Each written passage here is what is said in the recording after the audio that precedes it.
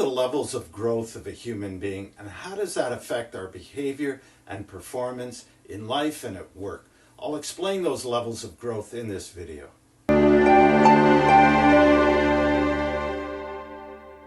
Hello, I'm Stephen Goldberg of Optimus Performance, bringing you practical tips and ideas on leadership, team development, and employee performance in the workplace. In my last video, I talked about the 7 dimensions of life and how that affects our performance, and when one level is lowered, it also impacts the other levels. This is related to the levels of growth of a human being. This approach was created by Dr. Michael Durst in his training, Management by Responsibility and Personal Responsibility in Developing Excellence. And he coined these 5 levels of growth as being essential for somebody to be fully functioning. And it starts at the unconscious level. And that's a level where we're not present for what's going on. Now, people in the workplace cannot function at the unconscious level most of the time. It's really people that have problems in their life, either mental disorders or physical disorders, people that are suffering from dementia, and they need care most of the time. So that's a level that we don't see really in the workplace, but at any time we can become unconscious when we're doing things. For example, when we're driving our car to work or from work, we may become unconscious because we're so familiar with the drive. And it's actually the last stage of training where we're doing things based on muscle memory, and we don't necessarily have to pay full attention. But it could be dangerous if you're operating a machine or obviously driving a car. You want to be there if you're driving in rush hour traffic. If you're driving out in the country on a straight highway, maybe you could not doze off, but think about other things. So it's about being present. And at any times, we could go from the higher level to a lower level because of things that are happening that we're responding to. And this really also is true at the self-protective level, which is, as it sounds, self-protective. It's a level where we're cautious of what's going on. We're protecting ourselves because of fear. So people that function a lot of the time at this level function at a level of fear. And this could also be due to their upbringing, their past experiences, but they tend to spend a lot of time blaming, finding fault, making excuses for why they can't do things or why things are happening to them. And it's very ineffective in terms of their being able to perform well in the workplace and also in their life, in terms of their relationships, of how they respond to situations. So they're not functioning often at the responsible level, if ever. So again, you want to avoid having people working for you with that type of a attitude or behavior. The conformist level is where a lot of people spend a lot of time, and this is where we conform to the expectations of others. We tend to follow the rules and play it safe.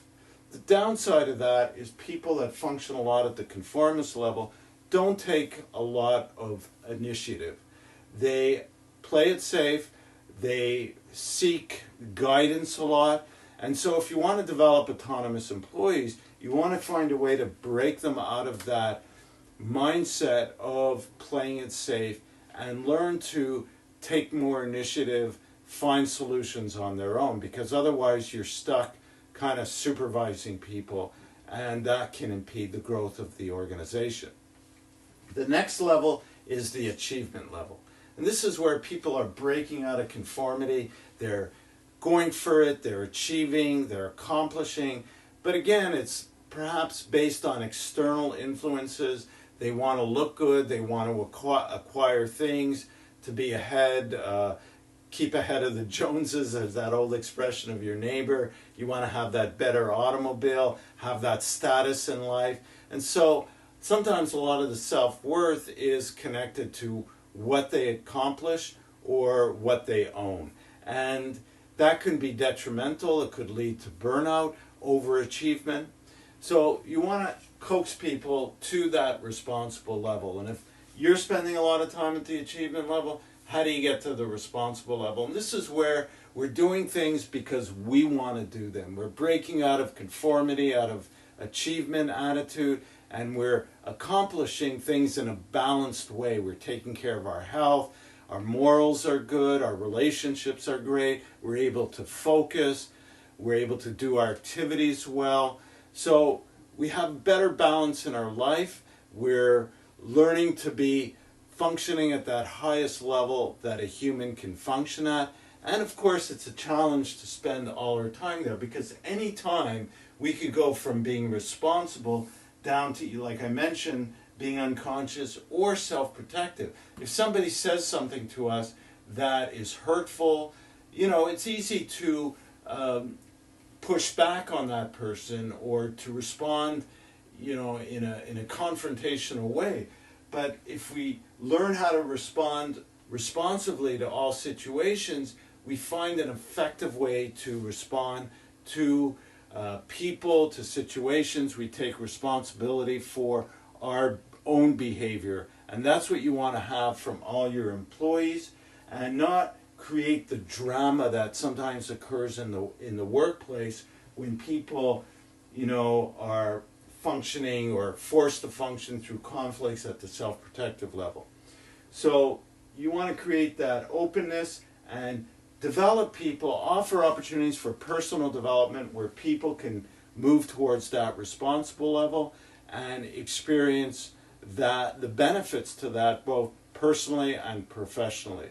And you could do that through workshops or bringing in speakers. There's all types of opportunities to promote that. And this is where training should diverse from just technical or skill training to personal development. So I hope you find this informing and that you'll think about it and look at how you could move to be a more fully functioning person at that responsible level. Check out some of the other videos on the channel. There's also articles that go along with these videos on my website in the blog section. There's a link to that in the description of this video. Subscribe to the channel if you haven't already. Turn on notifications so you get news of new videos. Give it a thumbs up. Thank you for listening, and we'll talk again soon.